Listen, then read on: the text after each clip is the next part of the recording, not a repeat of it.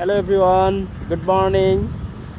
এখন সময় 7:50 আর আমি আছি এখন বগুড়া নওগাঁ হাইওয়ে রোডে।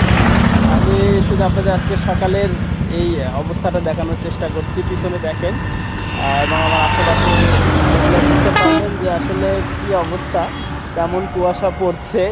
মানে কুয়াশা, এতটাই কুয়াশা পড়ছে মনে হচ্ছে শীত যেন আমাদেরকে আসলে ছাড়বে না। শীত মনে হয় আবার নতুন করে শুরু হতে যাচ্ছে।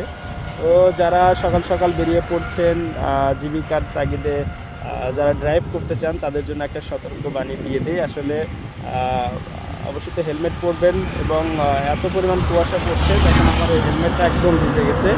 আমি বেশ কয়েকটা হেলমেটটা পরিষ্কার করার পরেও একই অবস্থা হচ্ছে, কিছু দেখা যাচ্ছে না।